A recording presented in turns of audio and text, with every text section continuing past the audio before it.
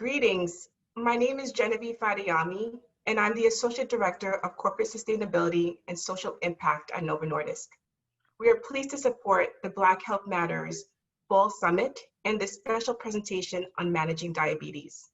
One of today's most serious health challenges, more than 30 million Americans in the US are living with diabetes. Diabetes is also one of the most serious health problems that the African American community faces today. Compared to the general population, African Americans are disproportionately affected by diabetes. NovoNordisk has been changing diabetes for over 95 years, and today we are the world's leading company in diabetes care. It is our heritage with diabetes that has given us the experience and capabilities to help defeat other serious chronic conditions such as hemophilia, growth disorders, and obesity. As you watch this presentation, please note that while many can access and afford their medication through insurance coverage, we know that as the healthcare system has changed, a growing number of Americans with diabetes struggle to pay for their healthcare. And this can include paying for medicines produced by us. As a company focused on improving the lives of people with diabetes, this is not acceptable. In January 2020, NovoNordisk expanded its insulin affordability offerings to help people with diabetes who need alternative solutions.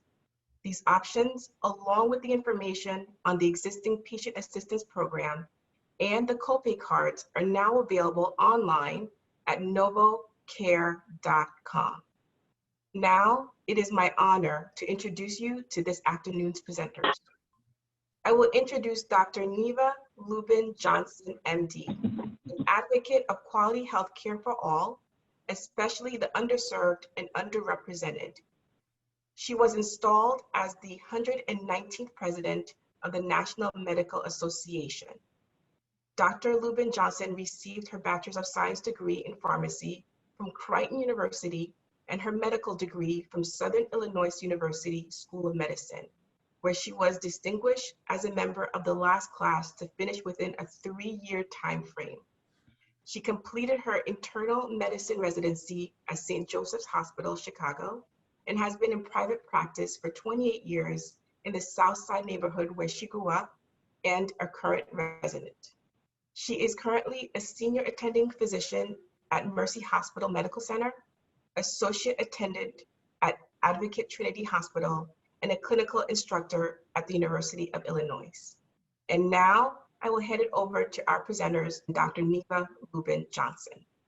Oh, thank you once again. It's a pleasure for me to be here with you.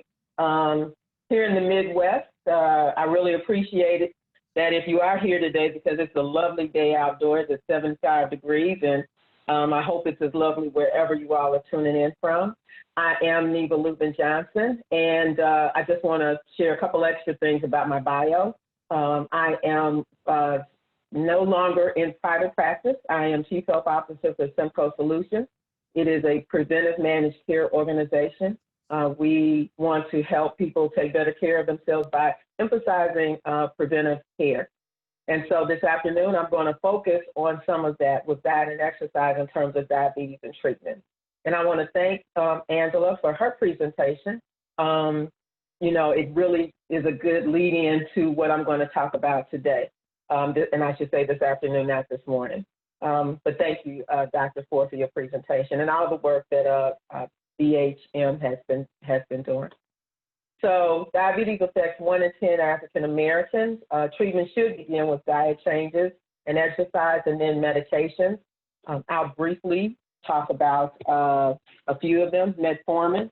And there's actually a question in the Q&A about metformin. But metformin acts by a decrease in production of glucose, or sugar, as most commonly call it, in the liver. It decreases absorption of glucose in the intestines, and it increases the body's sensitivity by increasing how glucose is utilized. And sensitivity is important because what happens in type 2 diabetics, that sensitivity, which is the most common form of diabetes. Insulin is a hormone in the body. In type 2, it's not recognized by the body or is resisted. In type 1, not enough is produced. And there's different types of insulin. basal, which lasts for 24 hours or longer, and then short-acting, which is usually given around mealtime. And then there are two newer classes.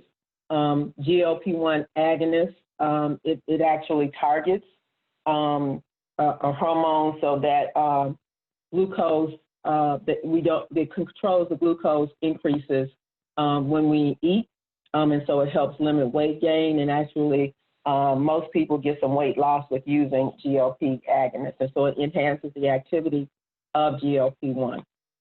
And then SGLT2 inhibitors, and I typed out the name so you all could see why it's abbreviated, but what happens is these medications actually inhibit the reabsorption of glucose by the kidney, so it prevents blood sugar from going up because of that, and then it helps that glucose get passed in the urine.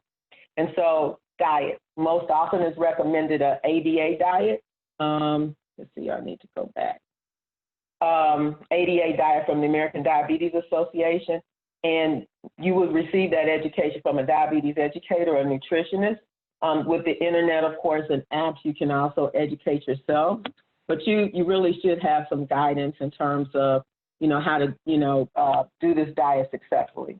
What's most important about this diet is counting carbohydrates, and, we all hear about carbs all day, so what is a carbohydrate? It's a sugar, a starch, a fiber that's found in fruits or vegetables or grains, dairy, and even meat and seafood too, but much less. If you read labels, and you should read labels on your foods and your drinks, 15 grams of carbohydrates is a carb serving.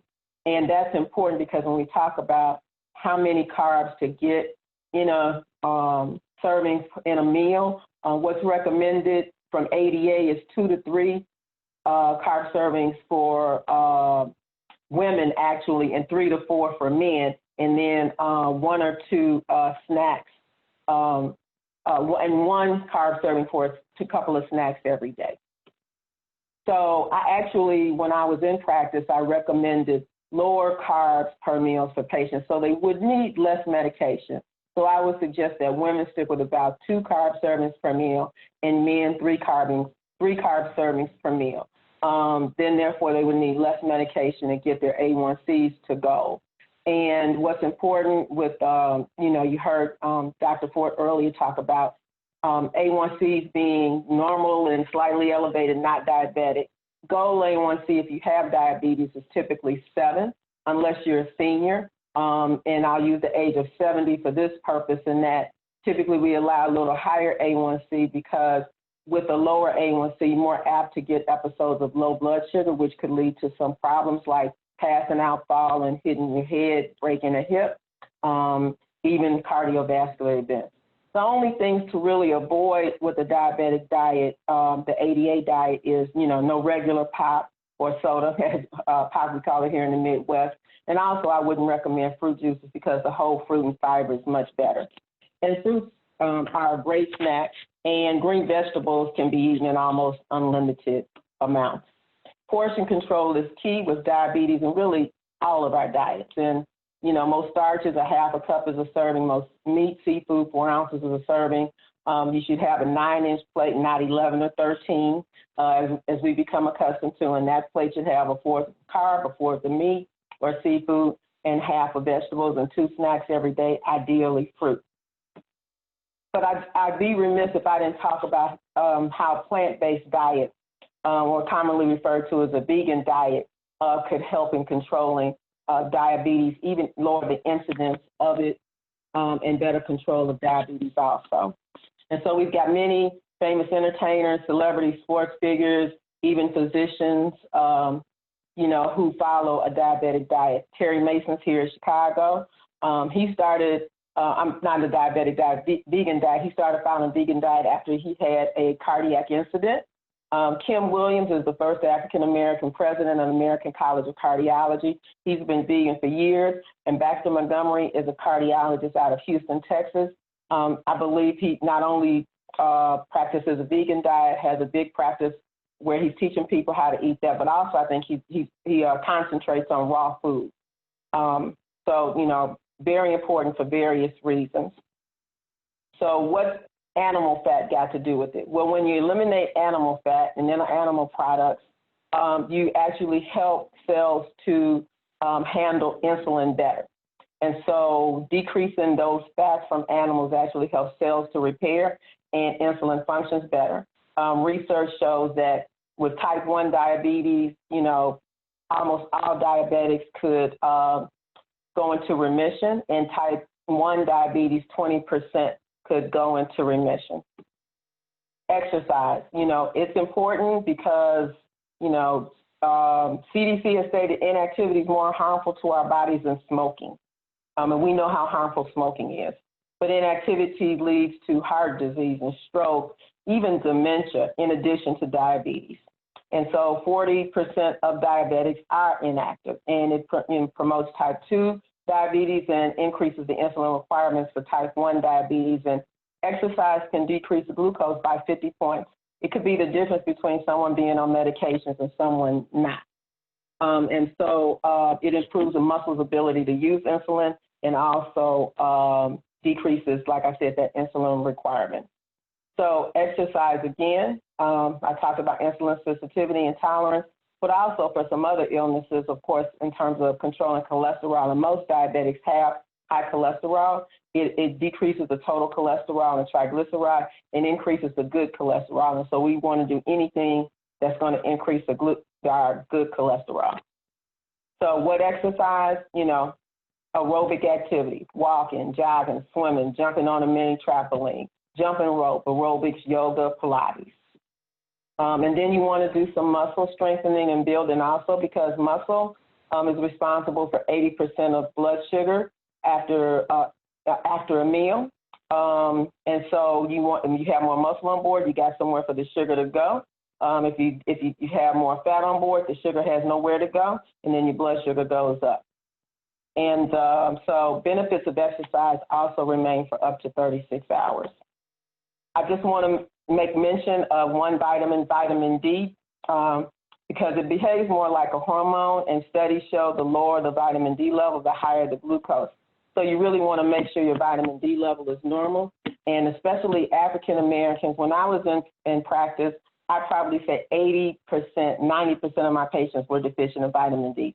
I was deficient in vitamin D when I first got it tested. And that was after I spent 6 months with an increased dosage of vitamin D without testing. It was still deficient, and I need to take at least 2,000 units every day. And this is because African American, you can see I'm dark skinned. I live in the Midwest, Chicago. So, 6 months, we don't have much sunlight, and you need that sunlight to make vitamin D. So that's important also. So you should get it checked annually. Most likely you'll need some kind of supplement. Low vitamin D level can also, there's been an association of increased incidence of cancers and multiple sclerosis. And although this is less of an issue for African Americans, it also is good for bone health in terms of preventing osteoporosis. So I want to thank you for your time and attention, and I think I've left a few minutes to answer a couple of questions. And I'll go ahead and answer the one for metformin. Yes, I've heard that also. You should talk with your physician about metformin and the risk of cancer. Thank you.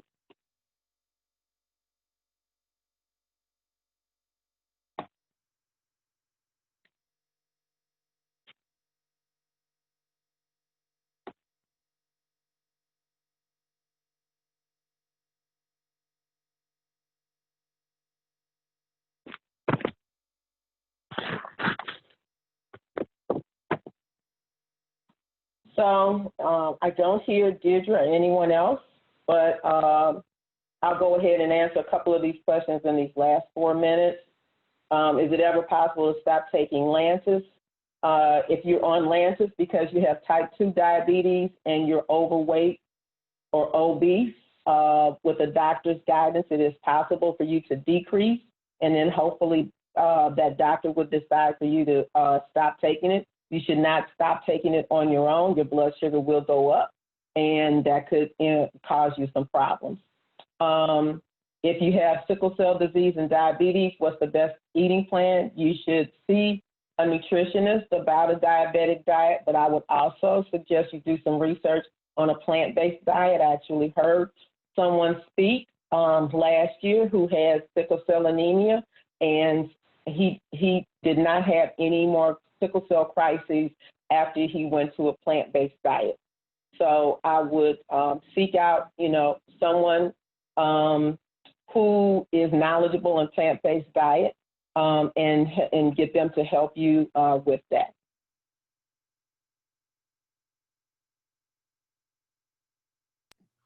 And Dr. Lubin, I'll answer one of the questions regarding the program. The question is, if you are pre-diabetic, can you join the program? And I want to say definitely. In fact, that's the primary audience for the program. The eligibility is 18 and older, having a BMI of 25 or more, and you either have to have a diagnosis of prediabetes, a history of gestational diabetes, or score a 5 or more on the CDC's risk test. So if you go on our website, you'll see all of that information, and you can also take the risk test. And the name of the app in the App Store is BWHI app. So there's a question about living in Florida and the sun makes it impossible to achieve natural sunlight. So I actually go to Florida a few times a year, and how I get my sun during the warm months is I go out early in the morning to walk. So, I get up and I'll be outside at like 7:30 before it really gets hot and humid. And it doesn't take a lot of time in the sun to get the sunlight that you need. You only need about 20 minutes, so if you do that earlier in the day, it's unlikely that you'll get overheated from that sunlight. The A1C for seniors, normal, goal is 7.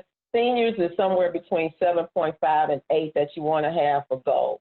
And like I said, it's because you're at greater risk of cardiovascular disease, falls, breaking a hip, hitting your head, etc. Question about diabetes can be cured with diet alone and no insulin. That is true. And a lot of people aren't on insulin with diabetes. Most people are controlled with oral medications and the GLP-1 agonist now, which is an injectable. But the key is losing weight and exercising and keeping the weight off and exercising. And you shouldn't stop your meds without the guidance of a physician. So I think we're at 2:15 now.